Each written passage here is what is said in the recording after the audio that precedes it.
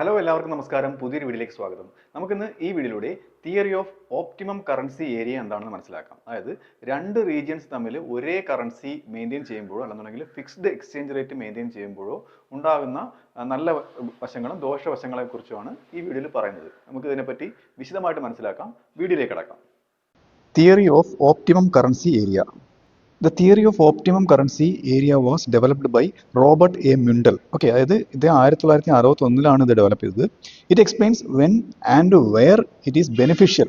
അത് എപ്പോൾ എവിടെ വെച്ച് ആണ് ബെനിഫിഷ്യൽ ആവുന്നത്, എന്ത് for different regions or countries. അതായത് നമുക്ക് ചില രാജ്യങ്ങൾക്കോ അല്ലെങ്കിൽ ചില റീജിയൻസിനോ അത് ബെനിഫിഷ്യൽ ആയിട്ട് വരും. എന്ത് to share a single currency or maintain a fixed exchange rate. അതായത് ഫിക്സ്ഡ് എക്സ്ചേഞ്ച് റേറ്റ് മെയിൻറ്റെയിൻ ചെയ്യുന്നത് കൊണ്ടുള്ള അത് എവിടെ ഏത് രാജ്യത്തിന് ഏത് സമയത്ത് മെയിൻറ്റെയിൻ ചെയ്താലാണ് നല്ലത് എന്ന് അറിയുന്ന ഒരു കാര്യം. അതാണ് ഇത് എക്സ്പ്ലെയിൻ ചെയ്യുന്നത്. അത് ഓപ്റ്റിമം കറൻസി ഏരിയ എക്സ്പ്ലെയിൻ ചെയ്യുന്നത് ഈ ഒരു കാര്യമാണ്. ഇപ്പം ഫിക്സ്ഡ് എക്സ്ചേഞ്ച് റേറ്റ് സിസ്റ്റം എന്ന് പറഞ്ഞാൽ ഒരു രാജ്യത്തിൻ്റെ കറൻസി മറ്റൊരു രാജ്യത്തിൻ്റെ കറൻസിക്ക് എഗെയിൻസ്റ്റ് ആയിട്ട് എപ്പോഴും ഒരേ റേഷ്യോ തന്നെ വയ്ക്കുന്നത്. ഫോർ എക്സാമ്പിൾ ഇപ്പം $1 ഈസ് ഈക്വൽ ടു 88 റുപ്പീസ് ആണ്. ഓക്കെ, അപ്പോൾ എപ്പോഴും ഇങ്ങനെ തന്നെ ഇന്ത്യയും US തീരുമാനിച്ച് അത് അങ്ങനെ തന്നെ മെയിൻറ്റെയിൻ ചെയ്ത് നിർത്തുന്ന ആ ഒരു സിസ്റ്റത്തിനെയാണ് ഫിക്സ്ഡ് എക്സ്ചേഞ്ച് റേറ്റ് സിസ്റ്റം എന്ന് പറയുന്നത്.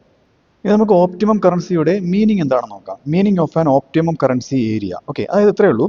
An optimum currency area is A geographical region in which, അതായത് ഒരു ജോഗ്രഫിക്കൽ റീജിയണിൽ എന്തൊക്കെയാണെന്നുണ്ടെങ്കിൽ ഒരു സിംഗിൾ കറൻസിയെ ഉള്ളൂ എന്നുണ്ടെങ്കിൽ, അതായത് ഓർ പെർമനൻ്റ്ലി ഫിക്സ്ഡ് എക്സ്ചേഞ്ച് റേറ്റോ അല്ലെന്നുണ്ടെങ്കിൽ സിംഗിൾ കറൻസിയെ ഉള്ളൂ എന്നുണ്ടെങ്കിൽ ഇങ്ങനെയുള്ള ഏരിയകളിലാണ് ഈ ഓപ്റ്റിമം കറൻസി ഇങ്ങനെയുള്ള ഏരിയകളെയാണ് ഈ ഓപ്റ്റിമം കറൻസി ഏരിയ എന്ന് പറയുന്നത്. ഓക്കെ, അത് മാത്രമല്ല അവിടെ മാക്സിമൈസസ് എക്കണോമിക് എഫിഷ്യൻസി ഉണ്ടായിരിക്കണം. അതായത് ആ രാജ്യത്തിൻ്റെ സാമ്പത്തികമായിട്ടുള്ള എഫിഷ്യൻസി വർദ്ധിക്കുന്ന ഒന്നായിരിക്കണം. പിന്നെ minimises the cost of giving up independent monetary policy. അതായത് ഈ കറൻസിയുടെ സ്റ്റെബിലൈസേഷന് വേണ്ടിയിട്ട്, അപ്പോൾ എക്കണോമിക് സ്റ്റെബിലിറ്റി വരുത്തുന്നതിന് ഇപ്പോൾ മോണിറ്ററി പോളിസിയൊക്കെ നടപ്പിലാക്കിക്കൊണ്ട് വരുത്തേണ്ടാത്തൊരവസ്ഥ. അപ്പോൾ മോണിറ്ററി പോളിസി എടുക്കുന്നതിന് ഒരുപാട് എക്സ്പെൻസുകളുണ്ട് ഗവൺമെൻറ്. അപ്പോൾ അത് കുറച്ച് കാര്യങ്ങൾ സാക്രിഫൈസ് ചെയ്യേണ്ടി വരും. അപ്പോൾ ആ ഒരു കോസ്റ്റൊക്കെ മിനിമൈസ് ചെയ്യുന്ന രീതിയിലുള്ള ഇങ്ങനെയൊക്കെയുള്ള പ്രത്യേകതകളുള്ള ഏരിയയാണ് എന്തെന്ന് പറയുന്നത് ഓപ്റ്റിമം കറൻസി ഏരിയ എന്ന് പറയുന്നത്.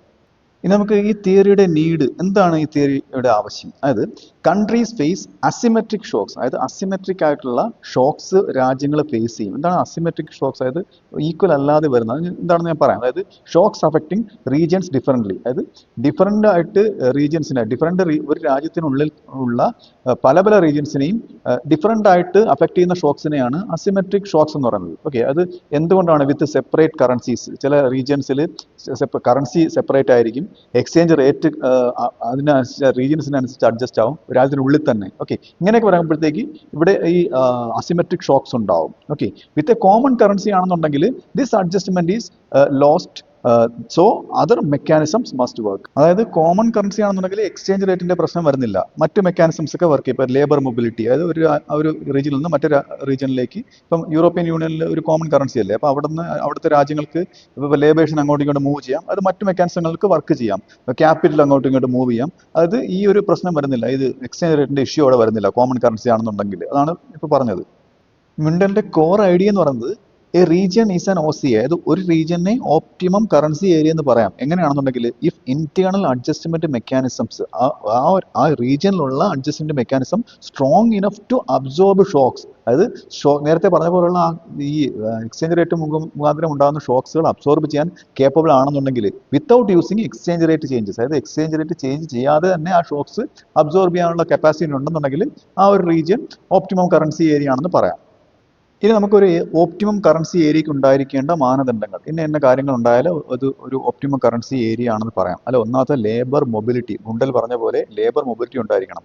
Workers should move easily across regions. മനസ്സിലായല്ലേ? ഇപ്പം helps reduce unemployment after regional shocks. അതായത് റീജിയണൽ ഷോക്സിന് ശേഷവും എന്ത് റെഡ്യൂസ് ചെയ്യാൻ കഴിയണം? അൺഎംപ്ലോയ്മെന്റ് കുറയാൻ കഴിയണം. ആ ഷോക്സ് കൊണ്ട് ആ രാജ്യം അതപ്പതിച്ച് പോകരുത്. ഓക്കെ, ഇങ്ങനെയാണെന്നുണ്ടെങ്കിൽ ആ ഒരു റീജിയൻ OCA ആണെന്ന് പറയാം. അടുത്തത് capital mobility and financial integration. ഇത് വേണം കേട്ടോ. അതായത് രാജ്യങ്ങൾ ബിറ്റ്വീൻ കൺട്രീസിൽ ക്യാപിറ്റൽ ഈസി ആയിട്ട് ഫ്ലോ ആവണം.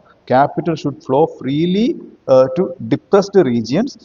അതായത് ഡിപ്രസ്ഡ് റീജിയനിലേക്ക് ക്യാപിറ്റൽ ഈ ഫ്രീ ആയിട്ട് മൂവ് ചെയ്യാൻ കഴിയണം. അപ്പോഴത്തേക്ക് ഒരു കറൻസി വേരിയേഷൻ അവിടെ ഉണ്ടാവരുത്. ഓക്കെ, ഇങ്ങനെയാണെന്നുണ്ടെങ്കിലും എന്താണ് അതൊരു OCA, ഓപ്റ്റിമം കറൻസി ഏരിയ ആണ്. അടുത്തത് ഇൻവെസ്റ്റ്മെന്റ് അഡ്ജസ്റ്റ് ഓട്ടോമാറ്റിക്കായിട്ട് ഇൻവെസ്റ്റ്മെന്റുകൾ അഡ്ജസ്റ്റ് ചെയ്യും. ഓക്കെ, എന്ന് വെച്ച് കഴിഞ്ഞാൽ ഒരു ഫ്ലക്ച്വേഷൻ കറൻസിനെ അഫക്റ്റ് ചെയ്യാത്ത രീതിയിൽ ഇൻവെസ്റ്റ്മെന്റുകൾ അഡ്ജസ്റ്റ് ചെയ്യും. അപ്പോൾ ഇതൊക്കെയാണ് ഇതിന്റെ ക്രൈറ്റീരിയ എന്ന് പറയുന്നത്. ഇനിയും അടുത്ത സ്ലൈഡുകളിൽ അടുത്ത ക്രൈറ്റീരിയ വരുന്നുണ്ട്.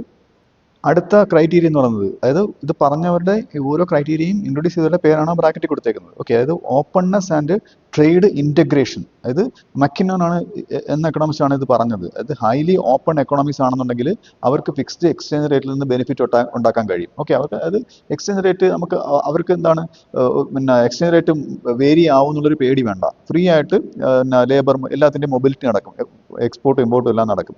അത് മാത്രമല്ല exchange rate changes are less effective for open economies. Open എക്കണോമീസിൽ എന്താണ് ഇത് എക്സ്ചേഞ്ച് റേറ്റ് ചേഞ്ചസ് അതായത് ലെസ് എഫക്റ്റീവ് ആണെന്നുണ്ടെങ്കിൽ, അത് ചേഞ്ച് ആവാലും അത് ലെസ് എഫക്റ്റീവ് ആയിരുന്നാൽ അത് മറ്റൊരു ക്രൈറ്റീരിയ. ഓക്കെ, അത് മക്കിനോൺ പറഞ്ഞതാണ്. അടുത്തത് പ്രൊഡക്റ്റ് ഡൈവേഴ്സിഫിക്കേഷൻ ആണ്. ഇത് കെന്നനാണ് ഇത് പറഞ്ഞിരിക്കുന്നത്. അതായത് diversified economies are less vulnerable to socks.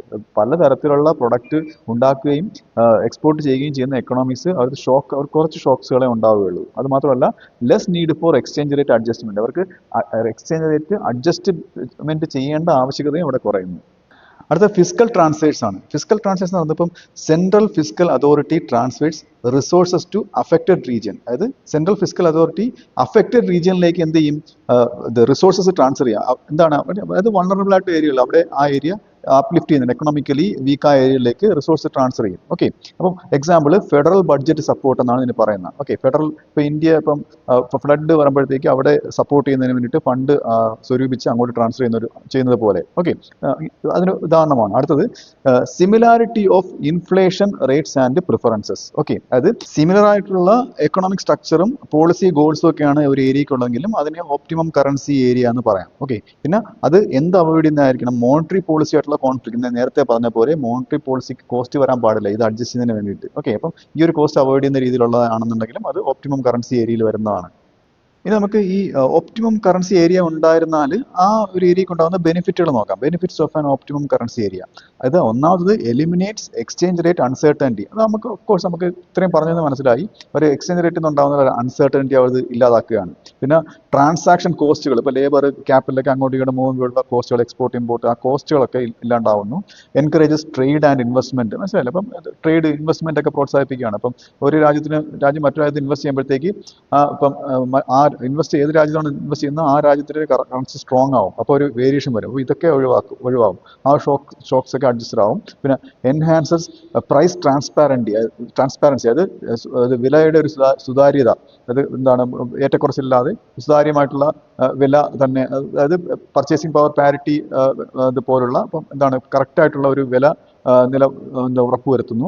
Greater macro economic stability. Macro economic ആയിട്ടുള്ള ഗ്രോത്ത്, ഇക്വിറ്റി, ഇങ്ങനെയുള്ള മാക്രോ എക്കണോമിക് സ്റ്റെബിലിറ്റി ഉറപ്പുവരുത്തുന്നു. ഇതെല്ലാം ഈ ക്രൈറ്റീരിയ ഞാൻ നേരത്തെ പറഞ്ഞ ആ മാനദണ്ഡങ്ങളെല്ലാം മീറ്റ് ചെയ്യുകയാണെന്നുണ്ടെങ്കിലാണ് പറഞ്ഞത് കേട്ടോ.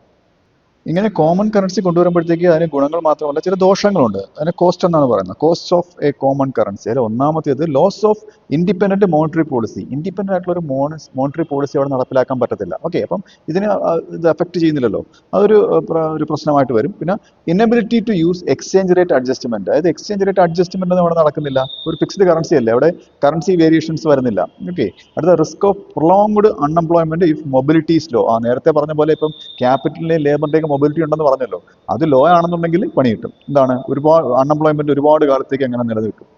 ഇതിന് ഏറ്റവും നല്ല എക്സാമ്പിൾ ആയിട്ട് എടുക്കാൻ പറ്റുന്നത് യൂറോ സോൺ ആണ്. ഓക്കെ, ഇപ്പോൾ യൂറോപ്യൻ കൺട്രീസ് തമ്മിൽ ഇങ്ങനെ ഒരു സെയിം കറൻസി ആണല്ലോ ഇപ്പം യൂറോപ്യൻ യൂണിയനിൽ. അപ്പം ആ കൺട്രീസിൽ എന്താണ് ഇപ്പം അതിന്റെ ബെനിഫിറ്റ്സ് എന്ന് പറയുന്നത് ഹൈ ട്രേഡ് ഇന്റഗ്രേഷൻ ആണ്. ട്രേഡ് ഇന്റഗ്രേഷൻ ഉണ്ടാവും, പിന്നെ പ്രൈസ് സ്റ്റെബിലിറ്റി ഒക്കെ ഉണ്ടാവും. പക്ഷെ പ്രശ്നമുണ്ട്, എന്താണ്, limited fiscal transfers and labour mobility. അപ്പം ലേബർ മൊബിലിറ്റിയും ഫിസ്ക്കൽ ട്രാൻസ്ഫേഴ്സ് ഒക്കെ, ഇപ്പോൾ ക്യാപിറ്റൽ മൂവ്മെന്റ് ഒക്കെ ഒരു ലിമിറ്റഡ് ആയിട്ട് നടക്കത്തുള്ളൂ. അങ്ങനെ ഒരു പ്രശ്നം അവിടെ ഉണ്ട്. അപ്പോഴത്തേക്ക് അത് shows that OCA optimum currency area criteria are not always fully meeting. വരുമ്പോഴത്തേക്ക് ഇത് കാണിക്കുന്ന എന്താണ്, ഈ ഓപ്റ്റിമം കറൻസി ഏരിയയുടെ ആ ക്രൈറ്റീരിയ, അതിന്റെ മാനദണ്ഡങ്ങൾ എപ്പോഴും പൂർണ്ണമായിട്ടും മീറ്റ് ചെയ്യണമെന്നില്ല. അതിന് ചില കോസ്റ്റുകളും ചില ദോഷങ്ങളും ഉണ്ട്. ഇനി നമുക്ക് ഇതുമായിട്ട് ബന്ധപ്പെട്ടുള്ള ഒരു ഡയഗ്രാം പരിശോധിക്കാം. അത് ഒരു ഷിഫ്റ്റ് ഇൻ ഡിമാൻഡ് ആണ്. ഒരു റീജിയൻ എയിൽ നിന്ന് റീജിയൻ ബിയിലേക്കുള്ള ഒരു ഷിഫ്റ്റ്, ഡിമാൻഡിൽ ഉണ്ടാകുന്ന ഷിഫ്റ്റ് ആണ് ഇത് കാണിക്കുന്നത്. ഓക്കെ, അതായത് ഇത് അസിമെട്രിക് ആയിട്ടുള്ള ഡിമാൻഡ് ഷോക്ക് ആണ് കാണിക്കുന്നത്. ഓക്കെ, രണ്ട് റീജിയൻ ആണ്. ഇപ്പം ഒരു യൂണിയനിലെ തന്നെ രണ്ട് റീജിയൻ തമ്മിലുള്ള എന്താണ്, ഇതിപ്പോൾ രണ്ട് റീജിയൻ വരുമ്പോഴത്തേക്ക് ആ ഒരു അസിമെട്രിക് ആയിട്ടുള്ള ഒരു ഷോക്കാണ് കാണിക്കുന്നത്. ഓക്കെ, അപ്പം ഈ ഇതിന്റെ പ്രധാനപ്പെട്ട ഐഡിയ എന്ന് പറയുന്നത് ഓപ്റ്റിമം കറൻസി ഏരിയ ആണ്. അതിന്റെ ബേസിലാണ് ഈ തിയറി പോണത്. ഓക്കെ, ഈ ഡയഗ്രാം പോണത്. ഓക്കെ, അതായത് ഇതിൽ പറഞ്ഞ ഇത്രയേ ഉള്ളൂ. ഇപ്പം demand shifts away from region A ആണ്. അപ്പൊ റീജിയൻ എ നോക്കുക, ഡിമാൻഡ് ഷിഫ്റ്റ്സ് എവേ, അതായത് ഡിമാൻഡ് കുറയുകയാണ് ചെയ്യുന്നത്. അതായത് ലെഫ്റ്റ് വേർഡ് ഷിഫ്റ്റ്, ഡിമാൻഡ് കർവിന് ലെഫ്റ്റ് വേർഡ് ഷിഫ്റ്റ് വരുന്നതായിട്ടാണ് റീജിയൻ എ കാണിച്ചിരുന്നത്. അപ്പോൾ ഡിമാൻഡ് കുറയുകയാണ്. അപ്പോൾ എവിടെയാണ് ഡിമാൻഡ് കൂടുന്നത്? റീജിയൻ ബിയിൽ ഡിമാൻഡ് കൂടുകയാണ് ചെയ്യുന്നത്. ഓക്കെ, അപ്പം ഇങ്ങനെ ഒരു ഡിമാൻഡ് ഷിഫ്റ്റ് ഉണ്ടാവുന്നതാണ് ഇതിന്റെ ഒരു ടോട്ടൽ എന്ന് പറയുന്നത്. പിന്നീട് ഇതിൽ നിന്ന് മനസ്സിലാക്കേണ്ട മറ്റൊരു കാര്യം എന്ന് പറയുന്നത്, ഈ രണ്ട് റീജിയനും സെയിം കറൻസി ഏരിയയിൽ തന്നെയാണ് വരുന്നത്. മനസ്സിലായി, രണ്ട് ഒരേ കറൻസി ഏരിയയാണ്. പക്ഷേ പ്രൈസ് ക്വാണ്ടിറ്റീസും ഡിഫറെന്റ് ആയിട്ട് ഓരോ റീജിയനിലും അഡ്ജസ്റ്റ് ചെയ്യുന്നതാണ് ഈ ഒരു വേരിയേഷൻ ഉണ്ടാവുന്നത്. ഇപ്പം റീജിയൻ എയുടെ കാര്യം എടുത്തു കഴിഞ്ഞാൽ ഇനിഷ്യൽ ഇക്വിലിബ്രിയം ഇ ആയിരുന്നു, ഡിമാൻഡും സപ്ലൈയും തമ്മിൽ ഇന്റർസെക്ട് ചെയ്യുന്നത്. പിന്നെ ഡിമാൻഡ് കുറഞ്ഞപ്പോഴത്തേക്ക് ഡിയിൽ നിന്ന് ഡി ഡാഷിലേക്ക് ഡിമാൻഡ് കുറഞ്ഞപ്പോഴത്തേക്ക് പുതിയ ഇക്വിലിബ്രിയമായി ഇ ഡാഷ് ഉണ്ടായി. ഇവിടെ സംഭവിച്ചത് എന്താണ്? പ്രൈസ് ഫാൾ ചെയ്യുന്നു, പ്രൈസ് കുറയുന്നു, ക്വാണ്ടിറ്റി ഔട്ട്പുട്ട് കുറയുന്നു, പിന്നെ പ്രൊഡക്ഷൻ കുറയുന്നു, അൺഎംപ്ലോയ്മെന്റ് ഉണ്ടാകുന്നു. ഇങ്ങനെയുള്ള സംഭവങ്ങളൊക്കെ ഈ ഒരു സിറ്റുവേഷൻ നടക്കുകയാണ്. എന്നാൽ റീജിയൻ ബിയിൽ ഇതിന്റെ എല്ലാത്തിനും നേരെ ഓപ്പോസിറ്റ്, പ്രൊഡക്ഷൻ കൂടുന്നു, അൺഎംപ്ലോയ്മെന്റ് കുറയുന്നു, ഔട്ട്പുട്ട് കൂടുന്നു. ഇങ്ങനൊരു സിറ്റുവേഷൻ ആണ് റീജിയൻ ബിയിൽ നടക്കുന്നത്. ഇവിടെ സംഭവിച്ചിരിക്കുന്നത് റീജിയൻ എയിൽ നെഗറ്റീവ് ഷോക്കും റീജിയൻ ബിയിൽ പോസിറ്റീവ് ഷോക്കും ആണ് വന്നേക്കുന്നത്. ഓക്കെ, അപ്പം ഇങ്ങനെ ഒരു സിംഗിൾ കറൻസിയിൽ ഇങ്ങനെയുള്ള സിംഗിൾ കറൻസി റീജിയൻസിന് they cannot adjust exchange rate independent ആയിട്ട് എക്സ്ചേഞ്ച് റേറ്റ് അഡ്ജസ്റ്റ് ചെയ്യാൻ പറ്റത്തില്ല എന്നാണ് ഈ ഡയഗ്രാം കാണിക്കുന്നത്. ഈ അഡ്ജസ്റ്റ്മെന്റ് എവിടെ നിന്നാണ് വരേണ്ടത്? ലേബർ മൊബിലിറ്റി, ക്യാപിറ്റൽ മൊബിലിറ്റി, നേരത്തെ പറഞ്ഞ ഫിസിക്കൽ ട്രാൻസ്ഫേഴ്സ് ഇല്ലേ, ഇപ്പൊ വേജ്, പ്രൈസ്, ഫ്ലെക്സിബിലിറ്റി, ഇങ്ങനെയുള്ള കാര്യങ്ങളിൽ നിന്ന് വേണം ഈ ഒരു അഡ്ജസ്റ്റ്മെന്റ് വരേണ്ടത്. അതായത് ചുരുക്കി പറഞ്ഞു കഴിഞ്ഞാൽ ഒരു ഷിഫ്റ്റ്, രണ്ട് റീജിയനും തമ്മിലുള്ള ഡിമാൻഡിന്റെ ഷിഫ്റ്റ് വരുമ്പോഴത്തേക്ക് ഒരു അൺഈക്വൽ ആയിട്ടുള്ള ഒരു എക്കണോമിക് ഔട്ട്കം ഉണ്ടാകുന്നു എന്നാണ് ഈ ഡയഗ്രാം കാണിക്കുന്നത്. മനസ്സിലായില്ലേ? അപ്പൊ ആ ഡിമാൻഡുകൾ തമ്മിൽ സെയിം ആക്കി വെക്കുന്നതിന് ഓപ്റ്റിമം കറൻസി ഏരിയ തിയറി പ്രകാരം എന്ത് ചെയ്യണം? ഈ രണ്ട് ഏരിയകളും ഒരേ കറൻസി ഷെയർ ചെയ്യണം. എങ്ങനെയാണെന്നുണ്ടെങ്കിൽ മാത്രം സ്ട്രോങ് ആയിട്ടുള്ള ഒരു ഇന്റേണൽ അഡ്ജസ്റ്റ്മെന്റ് മെക്കാനിസം ഉണ്ടെങ്കിൽ മാത്രം, നേരത്തെ പറഞ്ഞ പോലെയുള്ള ആ മൊബിലിറ്റി, ആ ലേബറിന്റെയും ക്യാപിറ്റലിന്റെയും മൊബിലിറ്റി ഒക്കെ ഉണ്ടെങ്കിൽ മാത്രമേ ഒരേ കറൻസി രണ്ട് റീജിയനിൽ ഷെയർ ചെയ്യാവൂ. ഇതാണ് ഈ ഡയഗ്രാം പറഞ്ഞു വെക്കുന്നത്. അപ്പോൾ ഈ വീഡിയോ നിങ്ങൾക്ക് മനസ്സിലായെന്ന് വിശ്വസിക്കുന്നു. അടുത്ത വീഡിയോയുടെ മറ്റൊരു വിഷയമായി വീണ്ടും കാണാം.